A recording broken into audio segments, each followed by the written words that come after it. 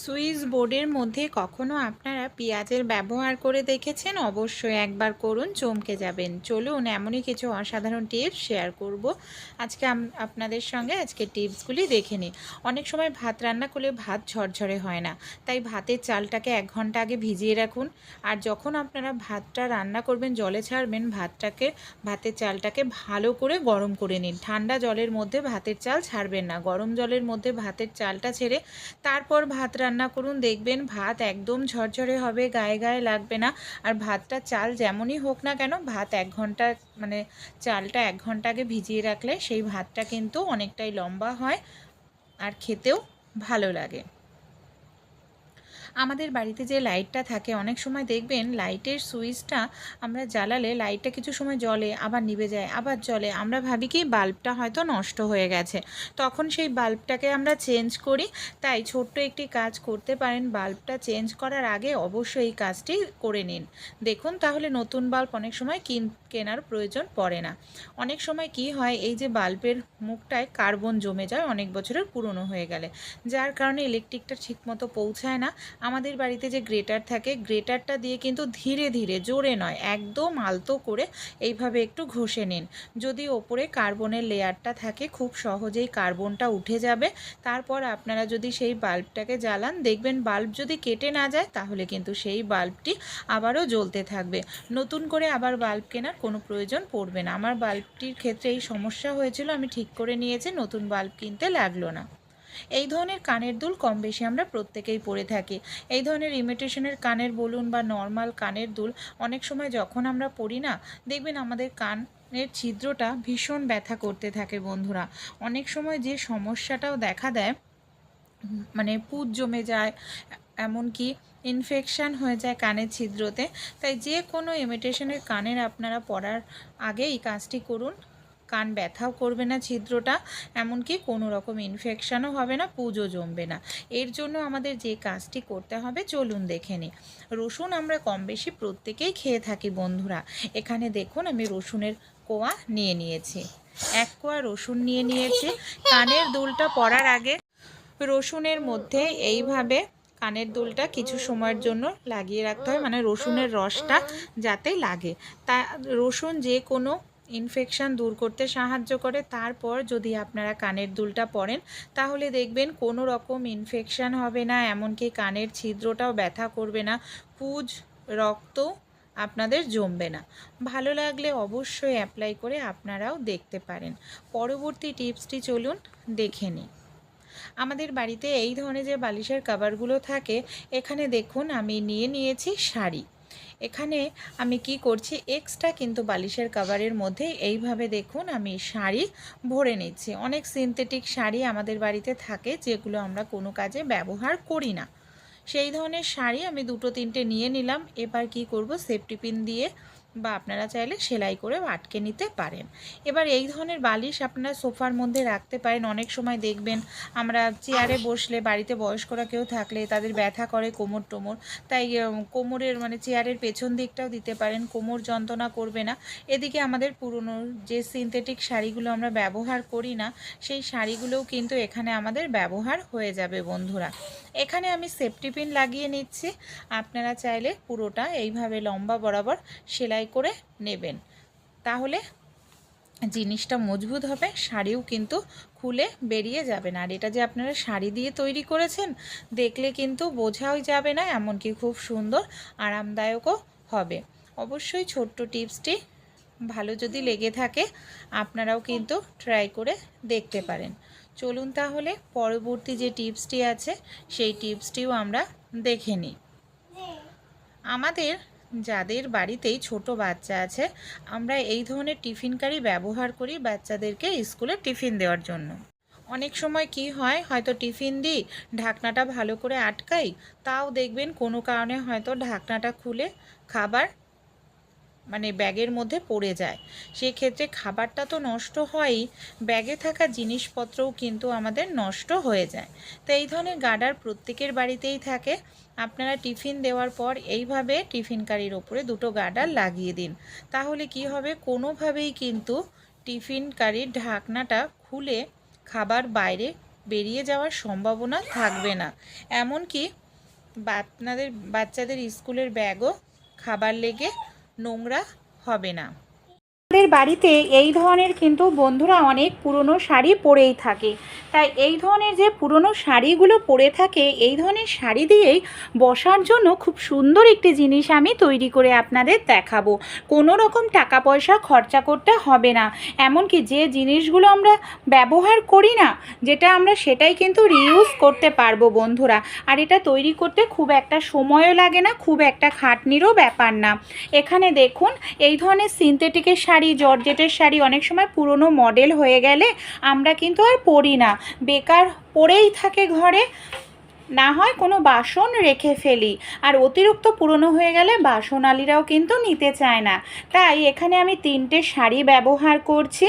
এখানে যে কোনো ধরনের শাড়ি আপনারা নিয়ে নিতে পারেন, সিনথেটিকের, সিল্কের, সুতির শাড়ি, আপনাদের হাতের কাছে যেটা থাকবে সেটাই আপনারা এখানে নিয়ে নেবেন। এখানে আমি 3 ধরনের শাড়ি 3টে ব্যবহার করেছি। সবার প্রথমে আমাদের কি করতে হবে, শাড়িগুলোকে এখানে আমাদের খুলে নিতে লাগবে। আপনারা সে আঁচলের দিক থেকে নিতে পারেন কিংবা কোমরের দিক থেকে, যে কোনো দিক থেকেই শাড়িগুলোকে এইভাবে আপনারা সবার প্রথমে খুলে নিন। 3টে শাড়ি কিন্তু এইভাবে আমি সবার প্রথমে খুলে নেব। এই দেখুন 3টে শাড়ি আমি এইভাবে খুলে নিয়েছি। এবার একসঙ্গে 3টে শাড়িকে এইভাবে আমরা ধরে নেব। তারপর এখানে আমি একটি গার্ডার নিয়ে নিয়েছি, গার্ডার দিয়ে খুব ভালো করে টাইট করে এটাকে 3টে শাড়িকে একসঙ্গে ধরে আমাদের আটকে নিতে হবে, যাতে কোনোভাবেই এটা খুলে না যায়। দেখুন টাইট করে আমি আটকে নিয়েছি। এবার এই যে শাড়ি 3টেকে একসঙ্গে আমি বেঁধে নিয়েছি, এই শাড়ির মাথাটাকে কিছুর সঙ্গে আমাদের খুব ভালো করে টাইট করে আটকে নিতে হবে। তা এখানে আমি জানলার গ্রিলটা ব্যবহার করব, শাড়িটা যাতে টাইটভাবে আটকানো থাকে, কারো সাহায্য লাগবে না, আপনার হাতের কাছে কেউ থাকলে তার সাহায্য। এখানে দেখুন আমি এই শাড়িটাকে এইভাবে জানলার যে গ্রিল আছে গ্রিলের সঙ্গে খুব ভালো করে টাইট করে আটকে বেঁধে নিচ্ছি। তাহলে কি হবে, কারো আর সাহায্য লাগবে না, কাউকে ধরতেও লাগবে না। পরে এই গিঁটটা খুলে দিতে হবে। এবার আমরা যে কাজটি করব, এই যে 3টে শাড়ির মানে পাট এইভাবে ধরে দেখুন একদম টাইট করে, যাতে কোনোভাবেই ঢেলা না হয় সেটা খেয়াল রাখতে হবে। আর এইভাবে টাইট করে আমরা বিনুনি করতে থাকব। খুব টাইট করে বিনুনি করতে হবে, কিন্তু ঢেলা করা যাবে না। এই দেখুন আমি এখানে একদম টাইট করে বিনুনিটা করছি, দেখতে পাচ্ছেন কোনো রকম ঢেলা কিন্তু বিনুনির মধ্যে। বন্ধুরা আমি কিন্তু এরকমভাবেই টাইট করেই কিন্তু বিনুনিটা করে নিচ্ছি। আর পুরোটা শাড়ি কিন্তু আমাদের এইভাবে টাইট করেই বিনুনি করতে হবে, শাড়ির একদম শেষ সীমা পর্যন্ত। শেষ পর্যন্ত দেখুন আমি 3টে শাড়ি বিনুনি করে নিয়েছি। এবার আমাদের অনেক শাড়ি দেখবেন বড় হয়, অনেক শাড়ি ছোট হয়। এখানে আমার একটি শাড়ি ব্লাউজ পিস কাটা হয়নি, এর জন্য বড় ছিল, তাই যেখানে 2টো শাড়ি শেষ হচ্ছে বিনুনিটা সেই জায়গাটায় আমি এখানে সুচ সুতো নিয়েছি, আর সুচ সুতো দিয়ে সেলাই করে নিচ্ছি। কোনো রকম কিন্তু এখানে যে শাড়িটার ব্লাউজ পিস রয়েছে সেই শাড়িটাকে কাটবো না, একসঙ্গেই কিন্তু রাখবো। এবার কি করে এটাকে আমরা তৈরি করব চলুন দেখে নিই। সেলাই করে নিলাম।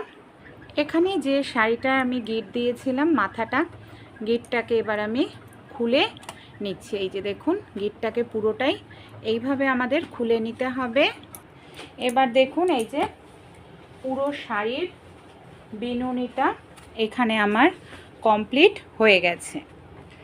এবার আমরা কি করব, এই যে আপনারা চাইলে শেষ মাথাটাও নিতে পারেন। আমি এইভাবে শেষ মাথাটায় গুটিয়ে নিচ্ছি, এক্সট্রা যে শাড়ির রয়েছে এইভাবে ভালো করে মুড়িয়ে নেব। এই দেখুন আমি এটাকে মুড়িয়ে নিয়েছি। এবার মুড়িয়ে নেওয়ার পর এটাকে আমি কি করব, এইভাবে টাইট করে গোল ঘোরাতে থাকবো। এই দেখুন কিভাবে করতে হবে আমাদের, এইভাবে টাইট করে এটাকে গোল ঘোরাতে হবে। আর এখানে আমি নিয়ে নেব সুচ সুতো। সুচ সুতো দিয়ে আমাদের এটাকে সেলাই করে নিতে হবে। এই যে প্রথম থেকেই যেখানটায় আমরা ধরেছিলাম সেই জায়গা থেকে সেলাইটা করতে হবে, যাতে এটা কোনোভাবেই খুলে না যায়।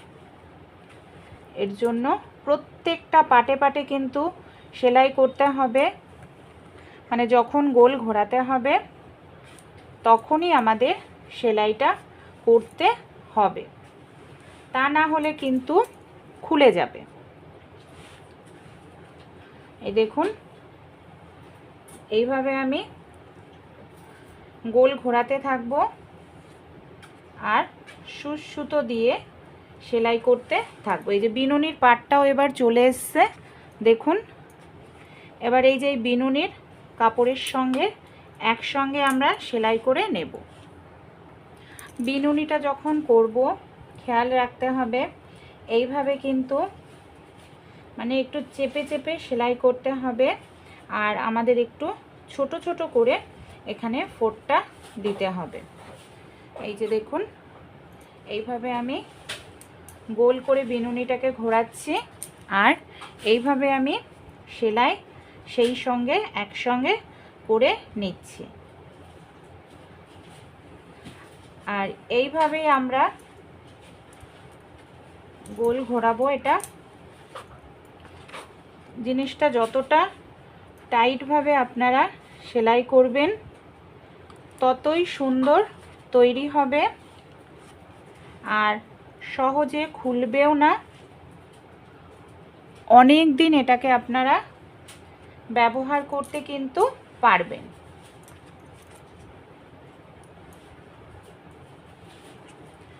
এইভাবে ছোট্ট ছোট্ট করে ফোঁড় দিচ্ছি আর এটাকে ঘুরিয়ে ঘুরিয়ে সেলাই করে নিচ্ছি। দেখুন এইভাবে এটাকে আমাদের ঘুরিয়ে সেলাই করতে হবে। তাহলে বন্ধুরা আমি কিন্তু পুরোটা গোল করে এইভাবে সেলাই করে নিয়েছি আর কতটা সুন্দর লাগছে দেখুন দেখতে, আর কতটা সুন্দর আরামদায়ক তৈরি হয়েছে। যেহেতু এটা কাপড় দিয়ে তৈরি করা হয়েছে তাই কিন্তু খুবই সুন্দর আরামদায়ক তৈরি হবে। আর এটা তৈরি করতে অতিরিক্ত বেশি সময়ও লাগে না, একটা টাকা পয়সাও কিন্তু খরচা আমাদের করতে হয় না। এটা এবার আমরা কোথায় কিভাবে ব্যবহার করব চলুন দেখে নিই। এখন তাহলে বন্ধুরা আমি এটাকে চেয়ারের ওপর আপনাদের রেখে দেখালাম। চেয়ারের ওপর রাখলে কতটা সুন্দর লাগছে, এমনকি কতটা আরামদায়ক তৈরি হয়েছে। আপনারা চাইলে বাড়িতে যে টুল থাকে বসার জন্য সেই টুলের ওপরও রাখতে পারেন, তাহলেও দেখতে সুন্দর লাগবে। বা যদি মোড়া থাকে তার উপরেও রাখতে পারেন। আমাদের বাড়িতে অনেক এই ধরনের টুল থাকে, চেয়ার থাকে, দেখা যায় রং নষ্ট হয়ে গেছে, ব্যবহার করার মতো নেই, তাই এরকমভাবে পুরনো শাড়ি দিয়ে বা পুরনো 5-6টা ওড়না দিয়েই তৈরি করে নিতে পারেন। আইডিয়াটি যদি ভালো লেগে থাকে অবশ্যই ট্রাই করবেন। দেখতেও সুন্দর, বসতেও কিন্তু ভীষণ আরামদায়ক বন্ধুরা। তাই একবার আপনারাও তৈরি করে দেখতে পারেন। টাকা পয়সাও খরচা করতে লাগছে না, শুধু একটু সময়ের ব্যাপার, নষ্ট হয়ে যাওয়া ফেলে দেওয়া জিনিস দিয়েই তৈরি হয়ে যাবে। আমরা সবাই চুলে ব্যবহার করে থাকি। আজকে অসাধারণ একটি শ্যাম্পুর টিপস আপনাদের সঙ্গে শেয়ার করব, যাতে আমাদের অনেক বিপদের হাত থেকেও বেঁচে যেতে পারি। চলুন তাহলে দেখে নিই। এখানে আমি একটি পাত্রের মধ্যে সামান্য জল দিয়ে দিয়েছি। জলের মধ্যে নিয়ে নিলাম শ্যাম্পু। শ্যাম্পুটা নেওয়ার পর খুব ভালো করে আমাদের এইভাবে দেখুন মিশিয়ে নিতে হবে। তারপর এই শ্যাম্পু মেশানো জলটাকে আমরা কোথায় আর কি কাজে ব্যবহার করতে পারি চলুন দেখে নিই, যেটা আমাদের অনেকটা বিপদের হাত থেকে বাঁচিয়ে দেবে, সেই সঙ্গে আমাদের টাকা পয়সা খরচা হওয়ার হওয়ার হাত থেকেও কিন্তু বাঁচাবে। আমরা অনেক সময় রান্নাবাড়ি করি যখন, দেখা যায় গ্যাস থেকে না গন্ধ বের হতে থাকে। আমরা বুঝতে পারি না যে এটা সিলিন্ডারের প্রবলেম, না এটা আমাদের গ্যাসের ওভেনের প্রবলেম। তা এই সমস্যাটা কেন হয় আমরা তো নিজেরাই বলছি বুঝতে পারি না। তাই আপনারা যদি সিলিন্ডারের থেকে গন্ধটা বের হয়, এর জন্য এই কাজটি করবেন। সিলিন্ডারের যে নখটা রয়েছে, শ্যাম্পু মেশানো জলটাকে এইভাবে আপনারা ঢেলে দেবেন। দেখবেন এইভাবে ঢেলে দিলে যদি বাবলস উঠতে থাকে, মানে বুদবুদ মতো উঠতে থাকে, তাহলে সিলিন্ডারের এই নখটায় লিক হয়েছে, যার কারণে গ্যাসটা বের হচ্ছে। আমার এখানে সেরকম কিছু হচ্ছে না, তাহলে কিন্তু গ্যাসের সিলিন্ডারে কোনো প্রবলেম নেই, গ্যাসের ওভেনেই প্রবলেম। এর ফলে গ্যাস খরচাটাও কমবে, সেই সঙ্গে অনেক সময় বড়সড় দুর্ঘটনা ঘটে যায়, সেই সম্ভাবনা হবে না। চলুন রান্নাবাড়ি করতে গিয়ে অনেক সময় দেখা যায় গ্যাসের বার্নারের সাইড থেকে এইভাবে আগুন বের হচ্ছে। এই যে সাইড থেকে আগুন বের হচ্ছে, এটা কিন্তু আর কোনো কাজেই লাগছে না, গ্যাসের অপচয় হচ্ছে বন্ধুরা। তাই একটি কাজ আপনারা করতে পারেন, তাহলে এই গ্যাসের অপচয় আপনারা নিজেরাই কিন্তু কমিয়ে ফেলতে পারবেন। অনেক সময় কি হয়, বার্নার অনেক বছরের পুরনো হলে এই সমস্যাটি আমাদের দেখা দেয়। তাই এখানে আমি নিয়ে নিয়েছি টুথপেস্ট। যে কোনো সাদা কালারের টুথপেস্ট এখানে আপনারা ব্যবহার করতে পারেন। বার্নারের চার সাইড দিয়ে এইভাবে আমাদের টুথপেস্টটাকে লাগিয়ে নিতে হবে। এইভাবে টুথপেস্টটাকে লাগিয়ে নিলে যে জায়গাগুলো ক্ষয় হয়ে যায়, সেই জায়গাগুলো ক্ষয় পূরণ হবে। তারপর আমি বার্নারটাকে এইভাবে সেট করে নিচ্ছি, আগুন জ্বালিয়েও দেখাচ্ছি। কত সুন্দর আগুন জ্বলছে দেখুন। ভালো লাগলে অবশ্যই আপনারাও কিন্তু অ্যাপ্লাই করে দেখবেন। পরবর্তী টিপসটি চলুন তাহলে আমরা দেখে নিই। আমাদের বাড়িতে যে এই ধরনের চিরুনিগুলো থাকে বন্ধুরা, দেখবেন অনেক সময় প্রচুর পরিমাণে নোংরা হয়ে যায়, আর এই চিরুনিগুলো পরিষ্কার করতে আমাদের অনেকটা সময় লাগে। এখানে আমি নিয়ে নিয়েছি নুন। যে নুন আমরা রান্নায় ব্যবহার করি সেই নুন দিয়েই দেখুন আমি একটি পুরনো ব্রাশের সাহায্যে নুন নিয়ে চিরুনিটাকে এইভাবে ঘষে নিচ্ছি। কোনো রকম জল বা ডিটারজেন্ট পাউডার কিচ্ছু লাগবে না। এইভাবে নুন দিয়ে আপনারা একবার চিরুনি পরিষ্কার করবেন, সেকেন্ডের মধ্যে চিরুনির নোংরা উঠে যাবে, সেই সঙ্গে চিরুনিটা ব্যাকটেরিয়া জীবাণুমুক্ত হয়ে যাবে, আর জল দিয়ে ভেজানোরও প্রয়োজন আপনাদের পড়বে না। সুইচ বোর্ডের মধ্যে কখনো আপনারা পেঁয়াজের ব্যবহার করেছেন? পেঁয়াজের ব্যবহার না করলে অবশ্যই পেঁয়াজের ব্যবহার করুন। আমাদের প্রত্যেকের বাড়িতেই পেঁয়াজ থাকে, আর পেঁয়াজ আমরা প্রত্যেকেই খেয়ে থাকি বন্ধুরা। এখানে আমি পেঁয়াজটার যে গোড়ার দিকটার অংশটা আমরা কেটে ফেলে দিই, সেই অংশটাই কেটে নিয়ে নেব। এই দেখুন কেটে নিয়েছি। এতেও কিন্তু পেঁয়াজের বেশ কিছুটা অংশ লেগে থাকে, এর ফলে পেঁয়াজের গন্ধটা এর মধ্যেও থাকে। আমাদের বাড়িতে যে সুইচ বোর্ড থাকে না, অনেক সময় দেখবেন ছোট ছোট আরশোলা টিকটিকি ফাঁক ফোকর দিয়ে সুইচ বোর্ডের মধ্যে ঠিক ঢুকে যায়, যে চায়না আরশোলাগুলো বলে। এমনকি সুইচ বোর্ডে ঢুকে সুইচ বোর্ডটার তার সুইচগুলোকে নষ্ট করে দেয়। এইভাবে আপনারা সুইচ বোর্ডে এই যে পেঁয়াজের যে রসটা আছে সেটাকে ভালো করে একটু লাগিয়ে দিন এইভাবে। এতে দেখবেন পেঁয়াজের গন্ধটা থাকবে, আর পেঁয়াজের গন্ধ আরশোলা টিকটিকি সহ্য করতে পারে না। এর ফলে সুইচ বোর্ডে কখনোই আর আরশোলা টিকটিকি বাসা করবে না। সুইচ বোর্ড বা সুইচগুলো সহজে আর নষ্ট। কাজগুলো ভুল করার কারণে আমাদের ইলেকট্রিক বিলটা বেশি আসে বন্ধুরা। অনেক সময় দেখবেন আমরা ওয়াশিং মেশিন চালাই না, কিন্তু সুইচটাকেই দেখুন অন করে রেখে দিই। সুইচটাকে অন রাখলেই কিন্তু এতে ইলেকট্রিকটা পৌঁছাতে থাকে, আর এতে যদি ইলেকট্রিকটা পৌঁছায় তাহলেও কিন্তু আমাদের ইলেকট্রিক বিলটা অনেকটা বেশি আসে। তাই যখন কাজ করছেন না, সব সময় ইলেকট্রনিক্সের জিনিস সুইচ অফ রাখবেন। সেরকম একইভাবে আমরা ইন্ডাকশন ওভেনও অন রেখে দিই, কিন্তু ইন্ডাকশন ওভেনে রান্নাবাড়ি করি না। এতে ইন্ডাকশন ওভেনটা ইলেকট্রিকটা পৌঁছায় আর ইলেকট্রিক বিলটা বেশি আসে। তাই যখন কাজ করছেন না সব সময় অফ রাখুন, এতে দেখবেন ইলেকট্রিক বিলের খরচ প্রত্যেক মাসে আপনাদের অনেকটাই